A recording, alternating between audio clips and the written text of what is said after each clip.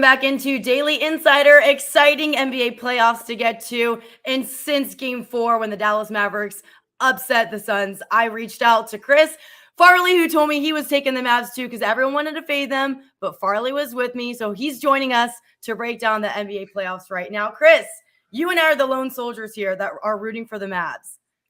We really are. And you know what? I wouldn't be surprised in these series. Why would we be surprised if this won seven games, right? I mean, these two teams seem to be totally different at home. And I don't, that's a theme for the entire playoffs, really. But I think that's kind of something we can keep on looking at. If these teams get a fast start, then usually they stay ahead, or obviously they're at an advantage. And the Dallas Mavericks and the Phoenix Suns, when they're at home, they play their style of basketball behind their crowd, and it tends to go in their direction. So I think if the Mavs can get off to a good start tonight, maybe it's another situation where they win at home and they force a game 7. But I don't know. The Suns just won by 30 points. So that's how these series go. I mean, they're all over the place. So it's really hard to predict. Yeah. Well, another team that won by more than 30 points was the Grizzlies last night. Very surprising. But this home team favoritism has really been a play here, but not last night for Boston, of all teams. Both of those games were very interesting. We'll get into those, but starting with the Bucks and the Celtics, the way that the Bucks closed it out in Boston, I feel like that game determined basically how the rest of the series will go. What do you think? What were you shocked by the way that game played out? I was a little shocked because, again, it was in Boston. And to see, I guess shocked isn't the right word, because I have the Bucks winning this series in 7. So I have a futures on that. So I wouldn't mind if the Celtics pushed this to 7 games and they won in Milwaukee. But I'm hearing that Chris Middleton is probably going to come back for game 6. So we'll see what happens there. Can't give enough credit to the way that Giannis and Drew Holiday especially responded in the fourth quarter. Bucks proving like that's a definition of a championship team, right? Is they can step up and they can start dominating in those final minutes. And that's what Giannis did. Those 2 plays by Drew Holiday at the end were 2 of the better defensive plays probably that we've seen in the playoffs. Kind of fitting that he took the ball from Marcus Smart in both cases, right? The defensive player of the year this year. But according to a lot of NBA players, nobody is really better than Drew Holiday. And he proved it with that fantastic play at the end. But just kind of crazy how it ended again, right? Giannis missed that free throw, but it turned out to benefit the Bucks.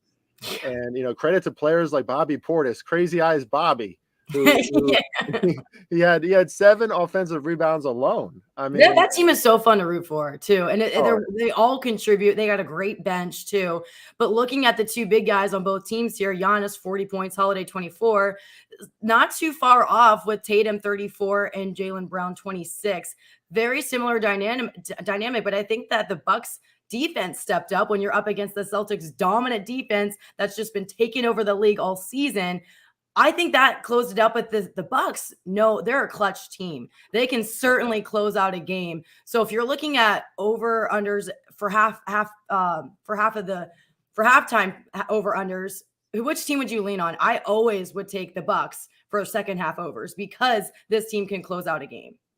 Yeah, the team can close out a game. I think they had I think they came back from like a 12 or 14 point margin from the third quarter, something Great like that. Live bet right there. Yeah. Absolutely. The Bucks are just one of those teams that can turn into the next gear. I mean, even players like Pat Connaughton, right? He comes off the bench, he scores some really clutch points, clutch free throws at the end. In his hometown too. Yeah, absolutely. Yeah, right. They're playing against his hometown. So it's just been such a great series. But all that to say, I wouldn't be surprised if the Celtics still won this series either. I mean, the Celtics have been one of the more consistent teams in the NBA all year. But I think it is obvious that this is a Celtics team that's still growing, right? I mean, Jason Tatum probably should have had the ball there at the end instead of Marcus Smart did. No way to go back and change that now, but the ball needs to be in Tatum's hand in those end of game situations. And he did make some kind of errors at the end there. They are giving him the ball a lot, so it's a lot of pressure on him. He's still young, he's still learning, but the Celtics team isn't going to die easily either. They keep on fighting. Jaylen Brown had a fantastic third quarter. If they get a full team effort with a little less mistakes, a lot of turnovers there at the end, and the Bucks played great transition basketball. You can't allow the Bucks to get ahead of you in transition because either team against these half-court sets, they're not going to do much on offense against these defenses. But if you let them get out in transition with Giannis, who needs like 4 steps to get, across the entire court, it's just going to be really tough to stop. So, again, I don't know, Stephanie. I mean, that line is already weird for tomorrow because the Bucks are only 1.5-point favorites at home, and Chris Middleton is coming back. You would think they would be more of a favorite, especially after the Celtics were 5.5-point favorites at home. Now the Bucks are only 1.5-point. I mean, the Bucks clearly still think that the Celtics are a very good team and could win this series. So that line is spooking me a little bit. Yeah, because it is a pretty even battle. Like, I think this is the hardest series to bet on. But now, especially if Middleton does get back in Game 6, back at home, I think that it will be huge. But I think winning that game in Boston kind of locked it in for them, because going back to your home turf, that's basically the way this series has gone, who was favored kind of flip-flopped, and being at home is a huge part of that. So I know you took the Bucks plus 5.5. I liked them there too. Do you remember what the money line was for the Bucks? Not offhand, but I did. Man, I had a money line parlay on the Nice. on the Bucks and the Warriors, right? So that didn't go so well for the Warriors. But I thought the Warriors were going to close it out last night too. But I don't know offhand. I think it was like plus 190 or maybe a little over 2. You almost never get a line like that on the returning champions, right? So I wish I would have took an even heavier play on that.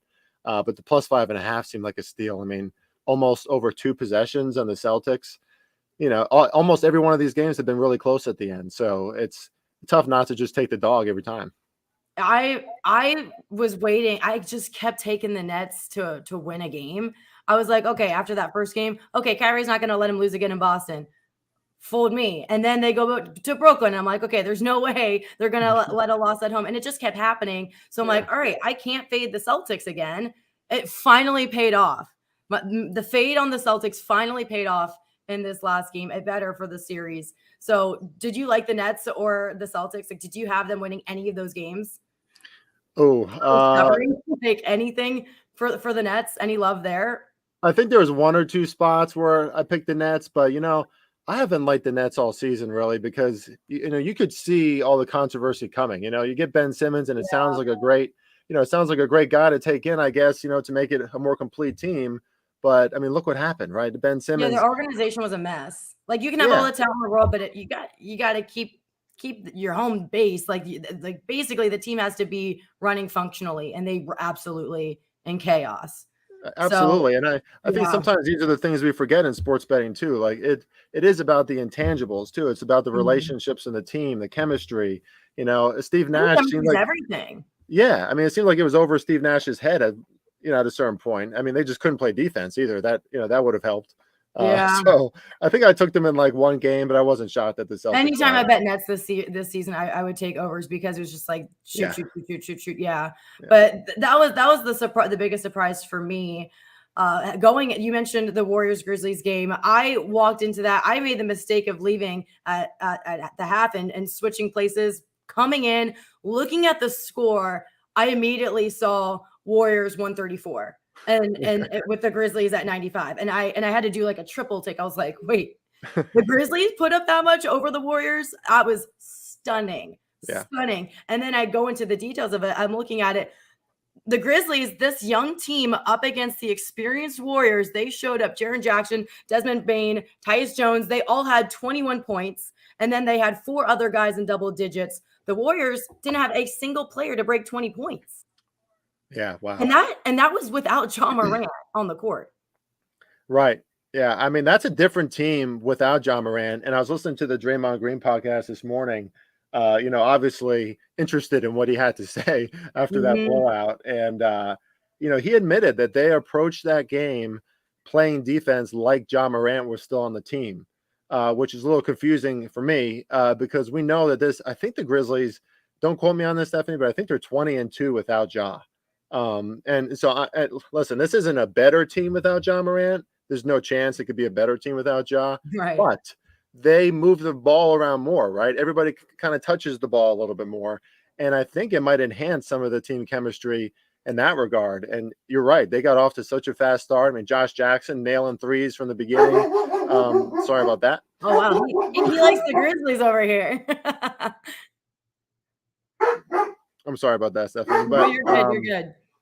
yeah, but yeah, I have a 100-pound German Shepherd over here who barks at almost every other I thing. could So tell it was a shepherd. I could tell it was a beefier dog. yeah. He's No one's he's coming got in the our house, perfect that's for one. sure.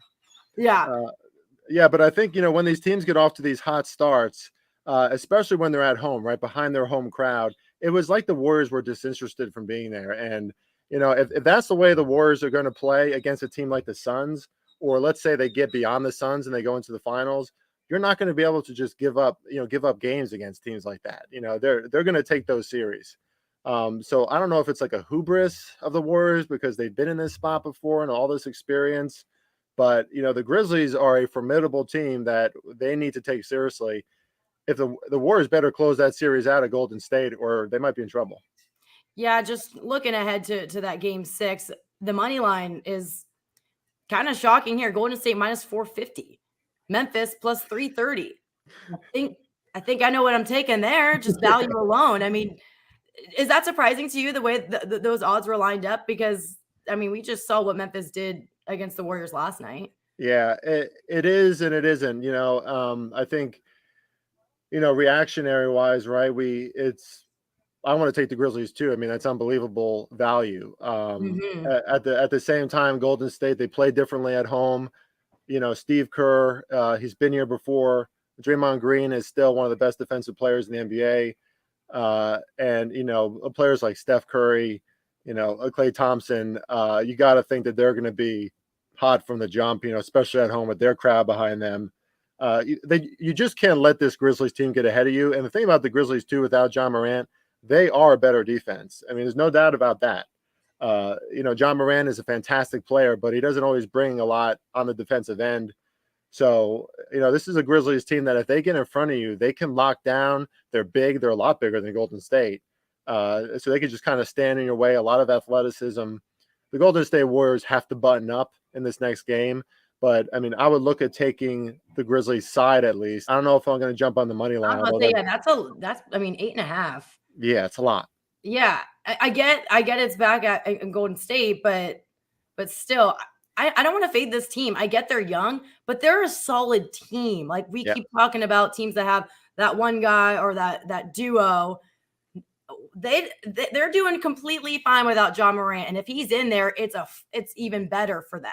Yeah. So absolutely. I get it. The Warriors they're gonna shape up. I mean, we've seen them do this countless times. I don't know. I want to ride this Grizzlies train wagon. I mean, their odds look good. The value is unbelievable. An 8.5-point dog. I like that. Yeah, Plus 330 outright. Love that. You love that. Yeah. The scary thing about the Grizzlies is that they're only going to get better. This is their first year this deep into the playoffs. Like, what are they going to be like in 3 years when they're all more and they're experienced? fairly healthy right now too. So they can push through in the West because the West it's been inconsistent. I tweeted out last night. It's opening up. I think that Warriors game, the Grizzlies just put them on notice. Like they didn't just beat them; they obliterated them. That was probably the biggest win of the playoffs so far. Yeah, I mean, I'm pretty sure at one point it was like 110 to 61. To the Warriors. Yeah, like a 50. Even the Mavericks. Hey, we'll get into that, but the Mavericks have they've had some big margins there too. But their team, they got Luka. You know what I mean? The Grizzlies are just well-rounded. That's what I love about them. They're a good team. That's also why I like the Bucks. They have a great bench. So when guys can step in like that, it is huge. Yeah. And not one Warrior put up 20 points. Not one. That's maybe the most fascinating thing about all of it. Of course, at some point, they probably gave up a little bit. But Steph Curry, he came out like an assassin. I mean, he was very aggressive, but every single time the Grizzlies answered, and they stayed up by 5, 7, 10 points. It's creeping up to. I mean, I took a live Warriors line plus 7.5 in the first half. I'm like, that line's insane. You're going to give me 7.5 live on the Warriors in the first half, and I think the Grizzlies were up by like 20 something at the end of the first half. Yep. So it's just like the Warriors didn't show up, and we've seen that a few times now from them. I mean, they barely won the game before, right? They kind of squeaked back into that one. So not really having the championship mentality that they need to have at this point. But I have a different theory, though. I think maybe that was the best thing that could happen to the Warriors, because that's embarrassing. Yeah. It's the playoffs. Like, Teams they get can't make that around. mistake again. Yeah. Yeah. That's a Like, good point. That I'm really high on how they won, and now I'm like, you just checked me. I'm like, wait, yeah, that's actually not the best thing returning back to Golden State. yeah. I mean, Well, Draymond Green was waving the towels with the Grizzlies fans at the end. He was into it. He's like, they don't seem that worried, So, but still, to your point, Stephanie, 8.5 yeah. points is a Yeah, huge line for the playoffs. yeah, yeah, I just think that they're gonna at least keep it tight. But when I look at the money line odds, I really like that plus 330. I'm gonna take both, definitely. But the total is exactly the same, 218.5. It hit the over last night. Do you like the over here for this next game too? God, these games are so hard to predict. I mean, when you saw, Especially at 218.5. Like that's yeah, I mean, a tricky number. Game 4 was some of the worst basketball I've ever watched in my life. I mean, that was like it was like watching middle schoolers. Like, no offense to middle school basketball players, you guys are great, keep on rolling. But the amount of shots that they were missing, I mean, these were open shots. And I don't know if it topped 80 points at the end of the first half in Game 4. It was close. It was pretty low. So when it's in Golden State, this was a top 3, top 5 defense all year. And so to see the Grizzlies have that kind of success about them, you just got to think they're going to be more buttoned up. They're going to take that personally. So if anything, I would look towards the under, but I don't think I'll have a play on that. Sometimes that's the best route, right? Just save your money, because I don't know which version the Grizzlies are going to try to do a repeat performance of what we just saw, because they were very fluid. And I think they are a more fluid team in some ways without Ja. But then you got Golden State back at home, embarrassed, with a defense that is still very formidable. It's gonna be a hard fought game. But, that's why that spread is too long for me. And if it's a hard fought game, I kind of like the under too. Because there's going to be high pressure. I love the value in the Grizzlies covering, and I love the outright odds that I could skip the total there. Yeah. I mean, even though the over hit both times last night, but you mentioned it, missing some shots, but hey, I always say at least they're taking shots, because James Harden is not shooting. And looking at that series in tonight, Sixers, they're favored 2.5. Kind of surprised by that, but like we've been talking about, the home team is usually the one to come out on top. What do you think of the Sixers now? I was so high on them at the All-Star break. I loved the Harden and Embiid duo. It looks so different now after Embiid goes out. He gets back in, but more, as we're just talking, when you need a collective team, and he's really being relied on way too much. Yeah, and he's got the mask on. It's clearly annoying him, but I mean, he takes it off like every chance he gets. Yeah. And you always think it's like, oh, is he going to play without it? And right. And he goes to the free throw line. He gets him a little break. Yeah. I don't know, Stephanie, if James Harden is what he used to be. He's not. And he just doesn't have the same quickness. I mean, we see some great shots from him on a game-to-game basis. We see some great moments, but it's just not consistent. That being said, again, another series where, well, the 76ers are going home, so I assume that they're just going to play better. I kind of like some early bets on the Sixers. The Sixers are favored, the last time I looked, by just minus 0.5, right? So basically it's a money line pick on them in the first quarter. In the first half, I think they're -1 or -1.5. If Philly can get off to a good start again, like they did in those other 2 previous games at home, then they can settle into their defense a little better. They can stop those transition baskets. The Heat, when they start to steal, have those steals, create turnovers, they're a really tough team to stop. And then especially if they're nailing those threes like they usually do, really tough team to stop, because they're going to get in the paint, right? So I think the 76ers, this is a series where I would not be shocked at all if it went 7 games. I don't think the Heat are necessarily a better team than the 76ers. I just think Miami has a better culture. They just all kind of distribute the ball. They got great guys coming off the bench like Tyler Hero. But, they also don't have a true star. So when you don't have a true star, it can become very difficult. Jimmy Butler can step up in spots, but it's not enough usually. So I expect this to be a big Joel Embiid game. He's going to play, he's going to fight his heart out for his team, and he's probably going to be relied upon too much again. And then, who knows what happens when you go to Miami. But They need more from Tyrese Maxey too on a consistent basis. He is I love Tyrese Maxey. His energy is unbelievable. But he's still so young, so to be in that role already as the true number 3 on this team, that's tough for him. Yeah. And James Harden just not being who he was. I don't know. I don't know if I trust it even tonight. I think this is who James Harden is now. Yeah, exactly. Like I keep saying, take his unders, take his unders. I mean, I don't know, but the lines are starting to shrink for him. But looking at the totals here, it's pretty short, 207.5. And I'm looking at the points that the Sixers have put up. They couldn't break 100 points in 3 of these games against the Heat in the series, and one time 103. Yeah, I mean they're struggling to put up some big points, but 207.5 seems low. But the way that they've been putting up points has been pretty lacking. So yeah, what do you think of the total here? I lean to the under on the total too. 207.5. I know it's so low. But we saw when it went back to Philly though, right? It was I think that game 3 was like final score was like 97-77. I mean, it was really, really low scoring game. And that's Philly's response on defense at home against the Miami Heat team that again really doesn't have that true star. So they count on these players to come in and switch up like Hero and Adebayo and Strauss and Duncan Robinson really still hasn't got into his flow. So you got a lot of great players on the Heat, but they can be stifled. And the Philadelphia half-court defense is very good when they can stop those transitions. And it all does make sense. I don't want to act like it's all home court advantage and that's it. But when you are behind your home court, there's a little less nerves. Everybody's in support of you.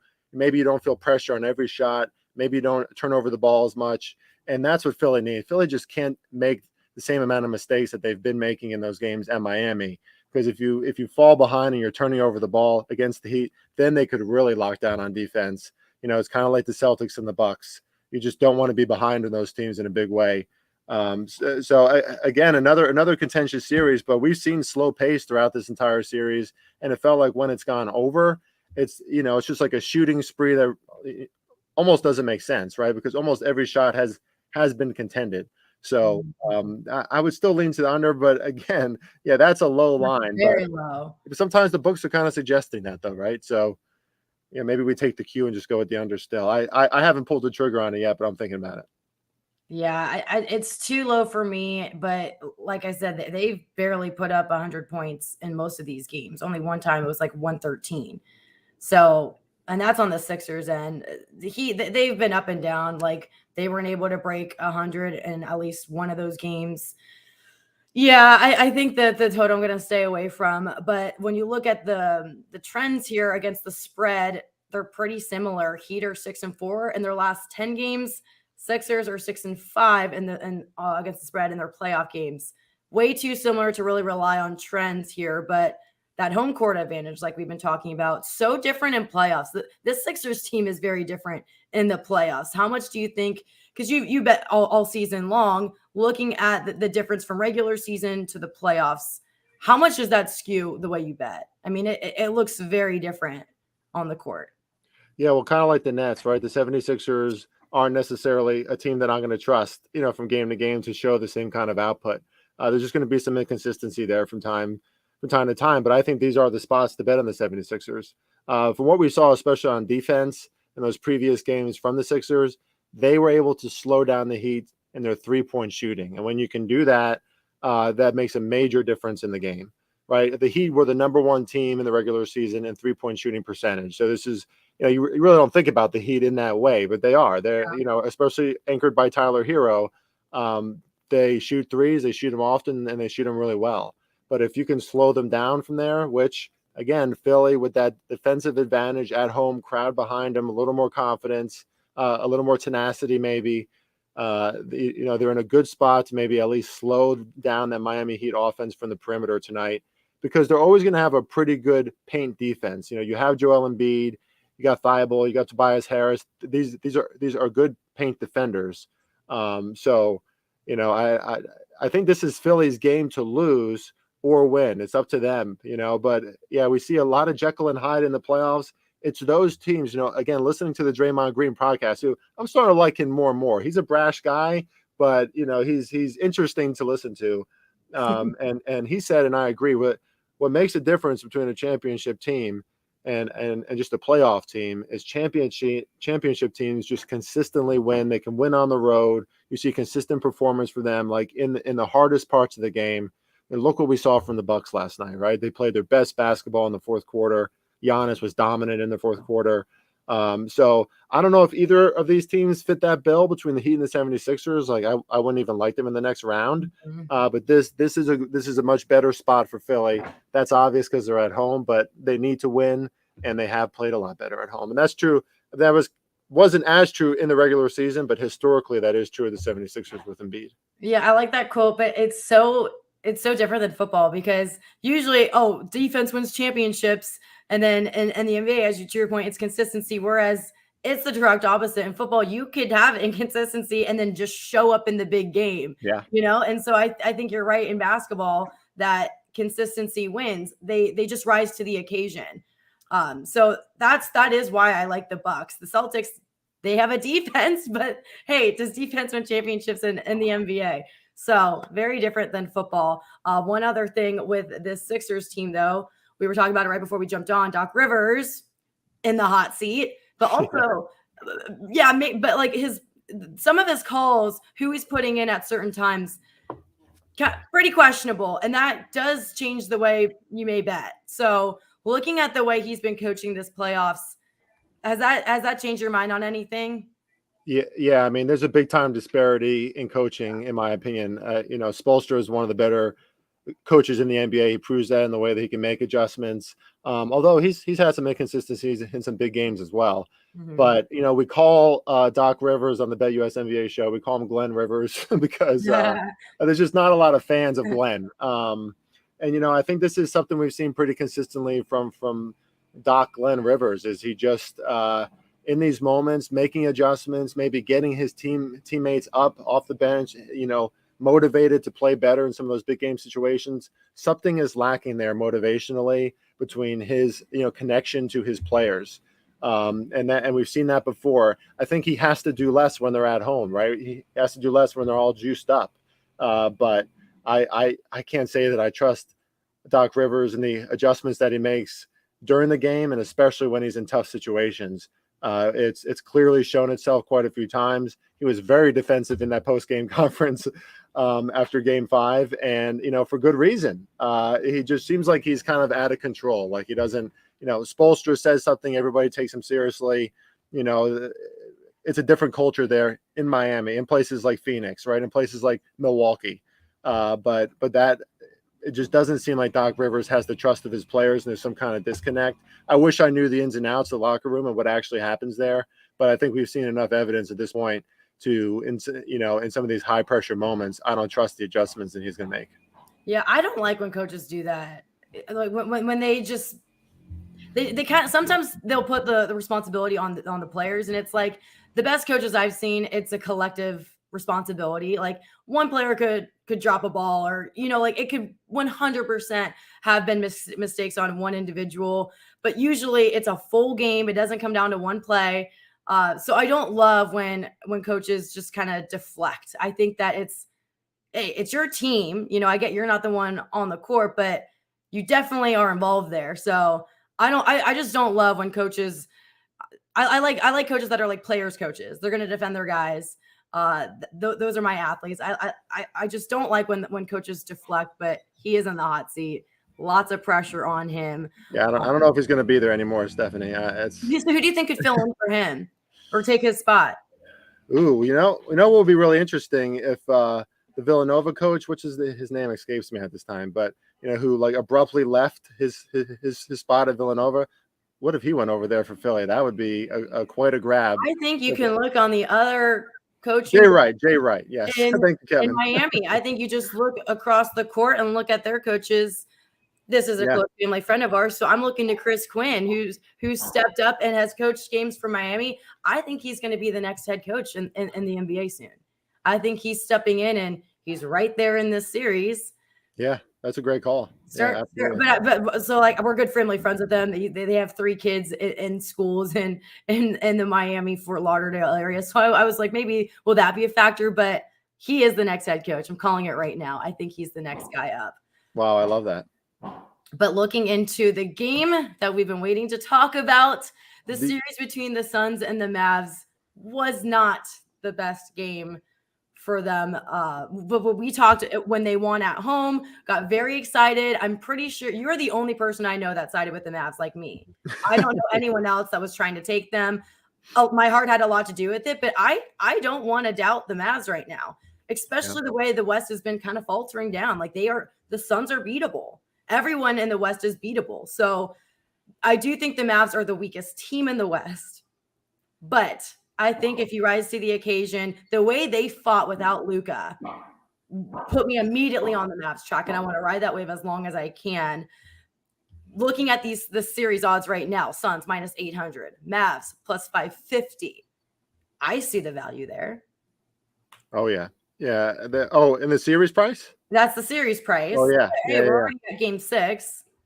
Oh, there's absolutely value there. I mean, the Mavs have proven that if they can slow this game down and if they have good contributions from players like Jalen Brunson, who's obviously, I mean, he's a clear number 2 now for the Dallas Mavericks, or Spencer Dinwiddie, I would say they need at least 2 other players other than Luka to really step up and get close to 20 points at least, or hopefully in the 20s. And the Dallas Mavericks are going to be extremely competitive, and they're going to be able to hang in these games with the Phoenix Suns. But if it's kind of the same old story with the Dallas Mavericks. If it's too Luka-centric, if he has to do too much, if he's holding the ball for too long, it's a lot of ISO basketball. You're walking into a defense with the Phoenix Suns that's probably going to eat you apart, right? They're just gonna blow that up immediately. They can double team him. They have tall guys on their team too that can match them. Players like JaVale McGee have come in and made a big difference as well. DeAndre Ayton, I think, still a little bit on the softer side, has to learn how to play some better defense because really he should be dominating for the Suns in this series. But Luka can't do it all on his own. And when the Mavericks now, I'm saying a lot of the same things, but I think this is the one theme from these volatile playoffs that maybe we can take is when these teams are at home and they can get ahead early. There's a lot of great defenses in the NBA playoffs right now. So they can start, they can put those clamps on, they can play their style of basketball, and they can keep the other team at bay. What we saw from the Suns, even though the Mavericks led at the beginning of the first quarter, the Suns came ahead at the end of the first half. They just felt like they were going to get there. They were going to get in rhythm, right? And then ultimately we know the result. It was a 30-point win. The Mavericks just have to do the same things they did in games 3 and 4, just slow that game down, play their style, use Spencer Dinwiddie, small ball maybe. They did a lot of that, to throw off the Suns because the Suns are used to being the team that can move the ball around better than anyone else, but the Mavericks are pretty good at it when they're in rhythm, but you take them off rhythm, and this is a different team. And they still really don't have a big man that they can rely on. I mean, Powell has been good, but this Dallas Mavericks team just still feels like they're one big man short of being like a really complete team. Yeah, I'm with you there. And I think it's turning into like a defensive battle, but everyone's just harping on Mavs 3-point shooting. If they can get that going, then they have a good shot. But I don't love the inconsistency with the Mavs. They can show up like they will be a team that can surprise you. So you just, how do you know when to take them? We obviously like them at home, but when I look at that series odds at plus 550, they have to go back to Phoenix. And I don't like that at all. It's extremely hard to know when. Dorian Finney-Smith, he was 8 for 12 in game 4 from beyond the arc, right? So games like that, like when the Dallas Mavericks have that 3-ball going, they're one of the best 3-point shooting teams in the league, and they can really overwhelm opponents, right? They crushed the Suns in one of those games. So I think that's another weakness to them though too, right? They're overly reliant on that 3-ball. But this does set up. I mean, God, I'm scared to take the Mavericks tonight, but I still kind of want to because it's they're at home. They're at home. They're at home, and I think Game 7 is the one where I want to take them, but I am nervous. The Finney-Smith. Let's hope we get a Game 7. Let's hope we get a Game 7. I mean, they can only do better. In a lot of ways, right? Finney-Smith barely did anything in that game. I believe only 3 out of their 5 starters scored a point. I mean, it wasn't a good look from them in Game 5. They only scored 80 total points in that game, but I mean, Luka's scoring 32 a game, about 7 or 8 rebounds a game, I believe. He's an excellent player. But I have a question for you, Stephanie, because I've gotten into this argument with a lot of people on other podcasts, and I would love to hear your take. Mavs are kind of hard to defend, but I got to do it. They're hard to defend, but I think that you can defend this one. If you had to put Luka against Devin Booker, who would you choose? Luka, absolutely. Thank you. Absolutely, I would take Luka. I mean, but okay, so to your point, when you're making this argument, do people say Booker? Oh, a lot of people say Booker, and a lot of people. Well, I don't know about a lot of people, but on the podcast that I'm on, there's a lot of Devin Booker loyalists. That's fine. There's a lot of Suns loyalists too. The Suns are a fantastic team, but what I don't see from Devin Booker is, in these big game situations when they're down, when the pressure is on him in the NBA playoffs, he's not the kind of player. He's not the kind of player that can take over a game. Sorry, not sorry. He just doesn't, right? Where we've seen Luka, and I'm not saying that it's the best. I'm not saying that it's the best style of basketball to do this, but Luka can approach the court solo. You take on whoever, make moves. He can take over a game alone. We see that from players like Damian Lillard, Steph Curry, Giannis. These are the greats, right? Oh, Damian Lillard's a guy I want to see win. Oh, yeah, right. So I can't put Devin Booker in that category. That's all I'm saying. Devin Booker is a great player. I'm with you. Yeah. And it's not that Chris Paul is taken away from what he does in Phoenix. No. I think it's just the caliber level of play.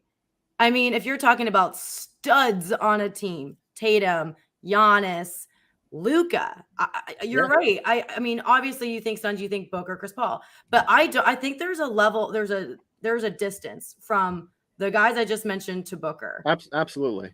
Yeah. I mean, I don't even think that's a challenging question, but I love that. I did ask Kevin to jump on to see if he could be a deal breaker here. Kev, if you want to jump on, let us know. Would you take Booker or Luka here? I feel like he's going to take Booker. He's going to take Booker. I think you're on mute, Kevin. You're on mute. And it really is building suspense. Yeah, we still can't hear. You know what it is? I have to hit the on button. That's why it's not. That's why I'm waiting for you to respond to me. Wait, I'm like anxious for this. You just no. I go with Luka. I mean, it's logical. Devin Booker's an excellent player, and again, because you choose Luka over Booker doesn't make Booker bad. It just means I prefer Luka. Luka can do more. He can carry a team. Clutch moments. I think, especially when the pressure's on, because Booker's always had like a bit of a buffer. It's not all on him. Exactly. It's always on Luka. Even honestly, it's not even Giannis is a huge impact player, but he's got a good team around him. It really is all on Luka. Well, think about Luka again for a second. Sorry, Chris. Think about this for a second with Devin Booker. You have a Hall of Fame point guard, Chris Paul. I don't care how old he is, still a Hall of Famer. DeAndre Ayton was a number 1 pick of the draft, who took him a few years and then finally developed into a really nice player. Luka has Dorian Finney-Smith. I mean, what does he have around him in Dallas? I mean, Jalen Brunson's a good player, but is Jalen Brunson ever going to be an all-star? Yeah, I mean, I guess if he puts in a repeat performance in the second half of this year, again, for the whole next year, maybe, but probably not. Yeah. But Brunson even steps up when Luka's not in. I mean, we saw how they did in their first series. I mean, that's the thing that I feel like when pressure's on, I actually like the Mavs more than the Suns. That is probably from last season bias on how the finals played out. But I think the winner is going to come from the East unless it's the Warriors. Then I get a little iffy. But if it's the Suns back in there, I'm fading the West and I'm taking the winner of the East. I'd feel more comfortable with the Eastern Conference winner beating out the Suns again. Yeah, and maybe eventually I'm going to have like Devin Booker super fans coming after me or something. I don't know, but I'm not saying Devin Booker is like he's an excellent player. He's a really good player. Unfortunately, he's a part of a fantastic system. So if you watch Devin Booker play, he's running around the court. It's a quick pass or it's a quick shot. that's awesome. I mean, he's a part of a great system there, right? With the coach of the year, Monty Williams. But a player like Luka is comparable to a player like Giannis or Steph or LeBron in the sense that he can take over a game, right? And that's the thing. We don't know if Devin Booker is capable of doing that.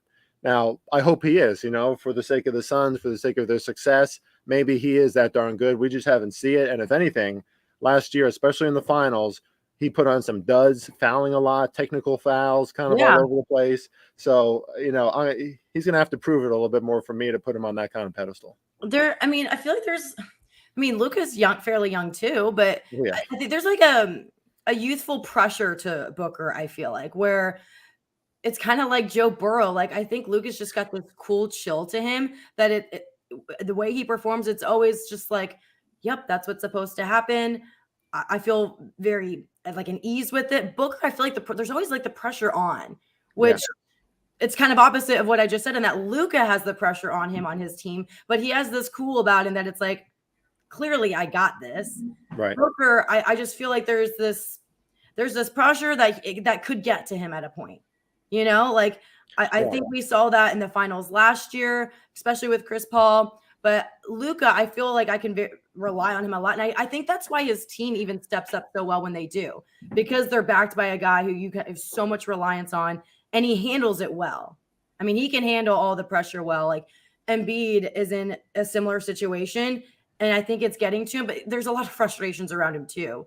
But I just think the way Luka handles it all with ease just gives me a lot of reassurance in favoring him over Booker any day. Also, Booker props are miserable for me. So I can't figure it out. Booker props. Like, nope, I'm staying out of that. Well, I mean, it probably doesn't help that, some games, 38 points for Booker. The next game, 12 points. I know. It's all over the place. I don't know what to do. I bet the books are even frustrated. Like, geez, like I stay away from his props, but it's playoff time. Pressure's on. I like Luka better. And he even kept the cool on the bench with his team when he couldn't even play.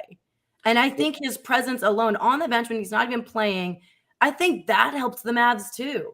Yeah. Like, I think there's a cool about him. I was there when they picked him up. I was with the Mavs and Dirks last year, right when they got Luka. And there's this aura about him, and he played up to expectations. Booker, I feel like he's always chasing that. Yeah. I'm really glad you brought that up, because for him. Yeah, I mean, that's a leadership aspect, right? And I think that's so important. You see that from players like the ones we mentioned too, like a Giannis, like a Steph, like a LeBron, even like a Damian Lillard, right? We can go on and on. Jason Tatum too is starting to take on that role. Leadership roles, right? CP3, Chris Paul, he is still the leader of the Phoenix Suns, as he should be. Maybe the best point guard to ever do it. But it's going to be really interesting case study to see when Chris Paul is not on the Phoenix Suns, which has to be sooner than later, right? How is this Phoenix Suns team going to respond? Because they're probably going to look to Devin Booker as their new leader, as the guy on the bench who has to talk people up, who has to keep people calm on the court, right? As kind of their number one star. And so if Booker can mature to that level, and he has a great person there to guide him in that, if he can get to that level where not only is he as great of a shooter as he is, which he is a fantastic pure shooter, there's no doubt about it, and he can have the poise to show that leadership quality in those big moments, then the Phoenix Suns really have a lot to be excited about in the years to come, or else they're going to be a losing team, just like they were before Chris Paul was there. Because that, if we all remember, right? I mean, Devin Booker has been in the league now for 7 years, and before Chris Paul came in there, they weren't even in the playoffs. So stepped in immediately. Yeah. But as we speak about that leadership, looking back in the East, we touched on it, but that's why I think, like, in this next series, if the Heat do come out and they're going to play the Celtics or the Bucks, I'm going to take the winner of Celtics or Bucks because of that point. Like, they don't have their guy. They don't have that leader. It's just kind of like flatline, I just think that they're like, who do you look to?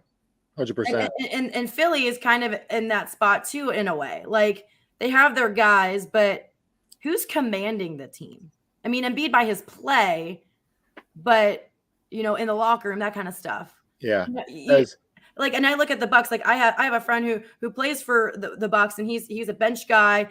before they went on their finals run last year, Giannis, all-star top player, never, ever, ever acted like it.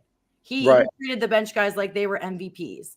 I mean, and it's like when you have a guy like that and who's playing his heart out, you want to play for that guy. Like your level of play just escalates because of the people you're surrounded by. So I feel like in Miami, it's kind of like we're all playing individually on a team together. Like I think it's individual play. Just we're shooting for the same team right now.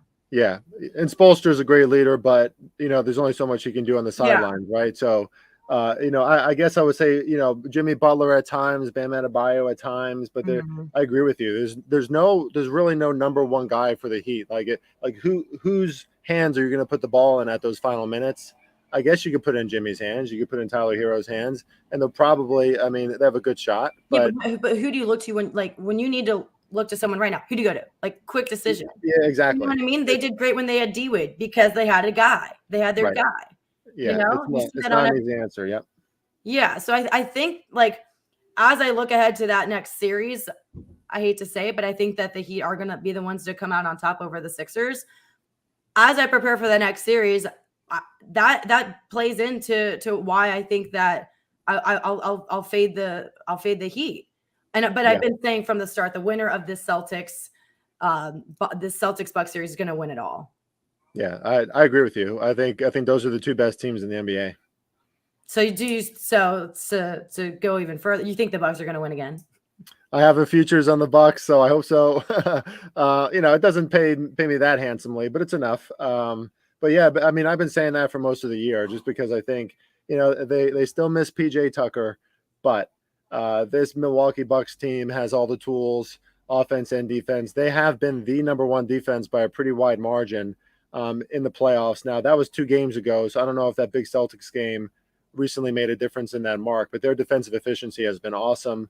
And I kind of expected that, right? In the regular season, we didn't see their full capability, but right when we expected it to, the Bucks look like maybe the best defense in the NBA playoffs.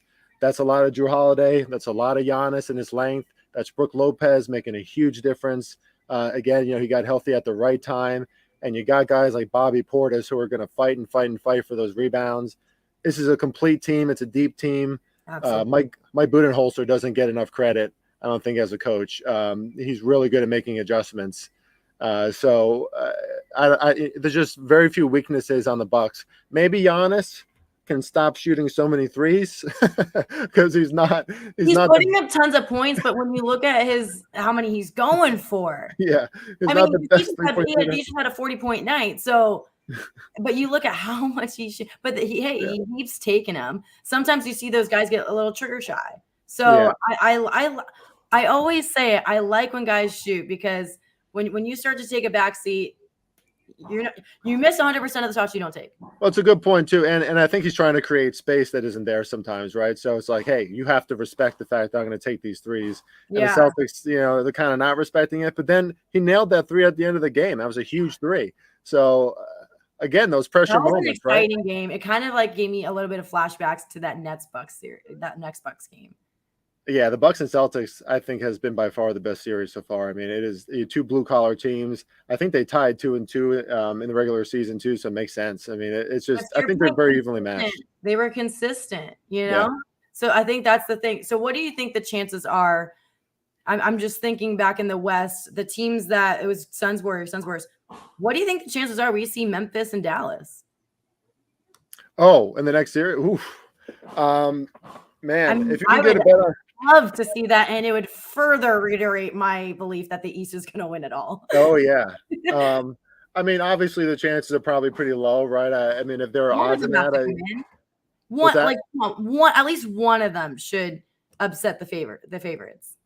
Ooh, I don't know. I think ultimately it still will be the Suns and the Warriors, but which team has a chance to do it more than the other team? I think it might be the Grizzlies. That performance by Memphis, and I keep going back to it. They have a guy, but they are so well rounded. I love a full team. That's why I'm starting to fade my Sixers pick. Yeah, I mean, and they're big too. Like even a player like Desmond Bane, he's one of their guards, but like I don't know, he's built like a fullback, and these guys like they have so much athleticism, they can explode. When they get ahead of you, that is just a really tough team to catch up to. I mean, we look at the shooters on the Warriors, and you would think it wouldn't be that hard. But this is a team that's making them look old. I mean, kind of, right? So I guess that would be my surprise. And 20 points last night on the shooting team of the NBA. Not right. one in 20 points. That is remarkable. And for what it's worth, I think I don't know if you agree with this, but Klay Thompson, no one's really talking about it, still a really good player, but I don't think the athleticism is there like it used to be. I think you go through as many injuries as he's had, and he's not as quick to the spot. He's not as quick on defense either. I mean, maybe that's a hot take because he's had some great games, but you got to think that it has to be affecting Klay Thompson a little bit. I mean, I tore my ACL. I used to be a big runner like you, Stephanie. But now, I'm too afraid that if that happens, I'm gonna run on it. I can't stop running. So. Well, I thought that I was 25 again, and a few years ago I did a spin move, and it's a whole move. It's a whole story. You do a Madden game. yeah. I did it in a rec league basketball game, thinking that I'm Jordan making a spin move, and then I tear my ACL. But you can do Control Alt Delete and undo that whole move.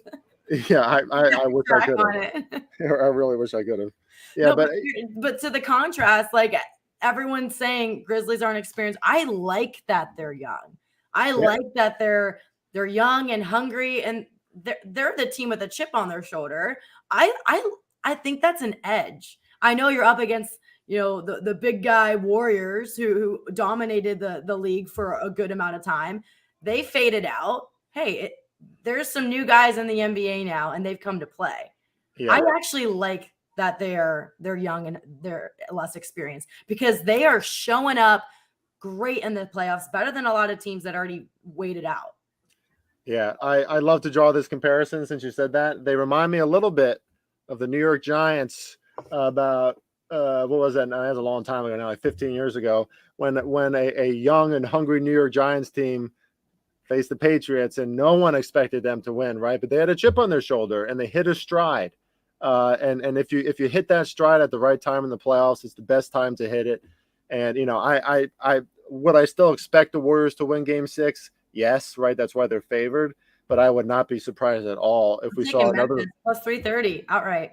There you go. I mean, I would not be shocked and even the fact that I'm just saying that, I wouldn't be shocked at all for a line that's plus 300. You might as well just, put half a unit on that or something. I mean, it's really good value. I have more confidence in Memphis than I do Dallas, but I think that the whole inexperienced thing is like, yes, they're young. They haven't been there before, but that just means you don't know how they play in these big games. Right. Like, it's not like, oh, they've never been there, they don't know how to. It's like, no, none of us even know how they'll play in those games. And what I've seen so far means I'm taking them. I like that youthful inexperience. I have to give an Ohio State mention here. When they beat Nick Saban, big time Alabama in the Sugar Bowl to go to the national championship with a third string quarterback. No one knew Cardell Jones could sling it, and they just toppled the top team. So I like when we don't know much about how a team will play in a certain spot, because better odds for me, plus 330. Yeah, that's a really I think that's a great point. Yeah, you're cash it in right now. I think you should.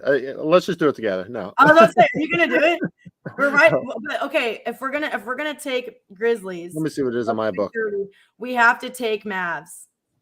Okay. Oh, like a plus 105. Mavs tonight plus 105 outright. All right. Let's go Mavs tonight, and then should we just triple down? Let's go for a parlay. Who's two-leg parlay? No. I am. I'm taking a parlay. You're gonna parlay these? Not? Yeah, I am. I'm not a huge proponent, of parlays on a regular basis, but you got to have fun in this sport too, right? It can't be all about, every now and then. I'm seeing it, at least in the book I'm on right now. It's now plus 290 for Grizzlies. Yeah, I got plus 310 on the Grizzlies in the next game, and plus 110 on the Mavs. Jump on it now. People are starting to jump in on it. If you put 100 on that parlay, that gives me 761. Not bad. I'm gonna do. It's in my slip. Parlay that. Plus Live 700 betting. odds. Plus 700 odds. Mavs and Grizzlies outright. Game 6. I love that. Not bad. And this carries you into tomorrow night too. Now, Well, so if the Mavs lose, then I'm just going to be annoyed. Right, but they are I at wish home. the Grizzlies game came first because I'm like more confident in that one. I don't know. I mean, this line, if at least it gives me vindication because I've been talking such trash about the Mavericks and that they're a pretty solid team.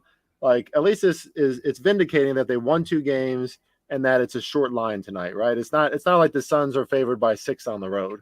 I mean, it's almost a pick 'em. So the books, the experts, they respect the Mavs. They know that they're capable. I don't know. I wouldn't be surprised. I don't think the books gave the Grizzlies the respect. You know what I mean? That line is long. Like, that's a big. Like, it's at 8.5. Yeah, and a 4-point underdog at home.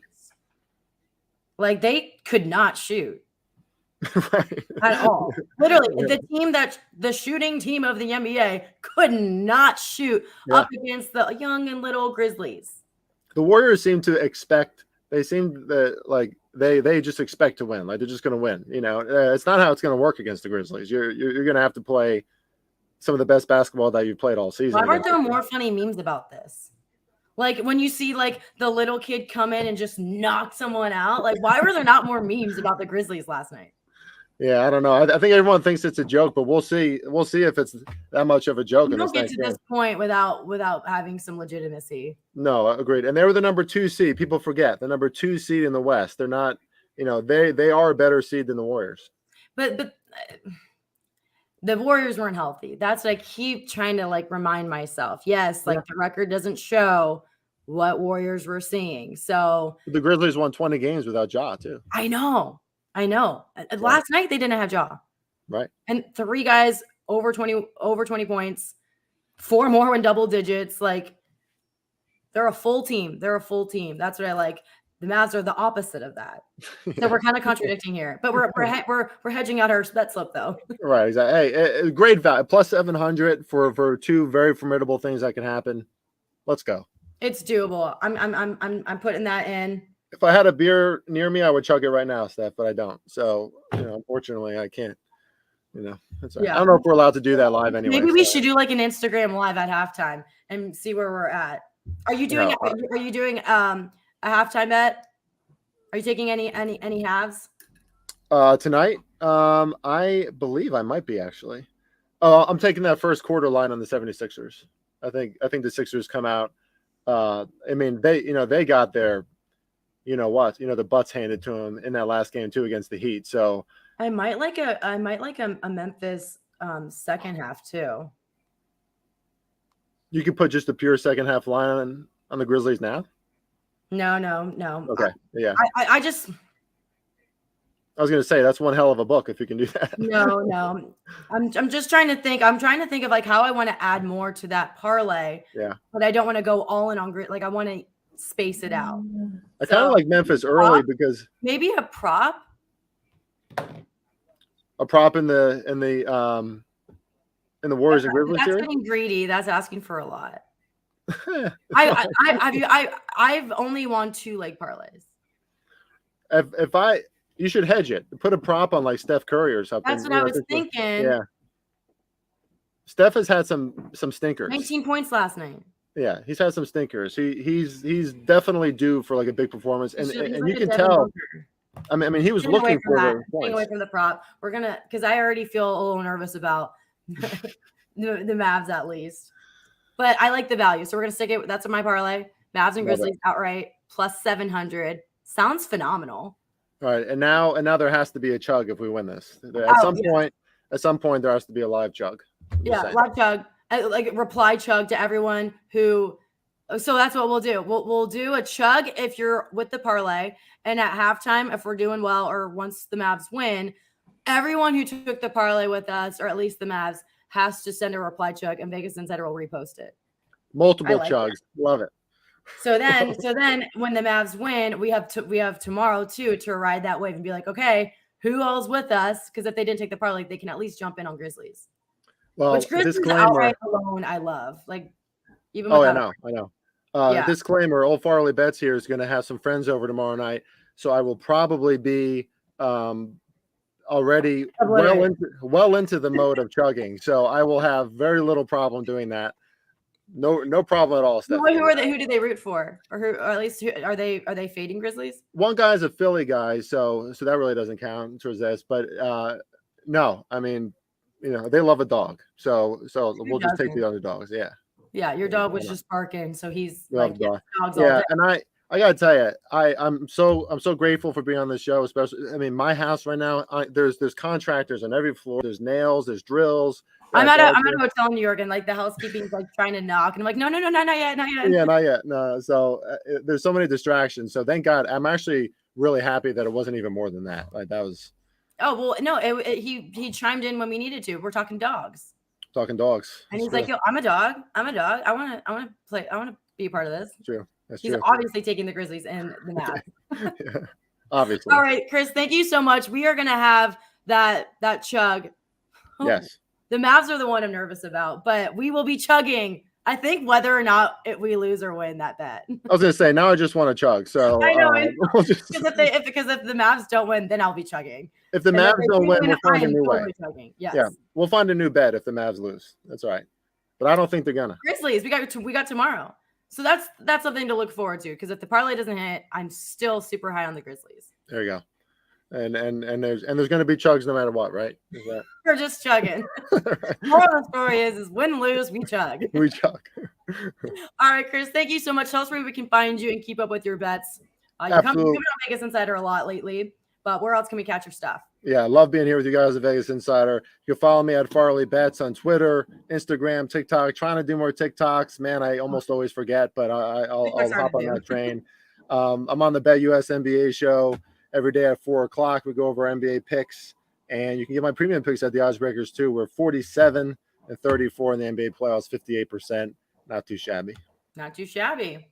All right, well, let's see if we can keep that going here and win this parlay. Thank you so much for joining me, guys. You can catch us back on Daily Insider tomorrow. Let's see if we can write out this parlay. But until then, we'll see you next time right here at Daily Insider. Catch us on Vegas Insider. We'll see you next time, and good luck with your bet.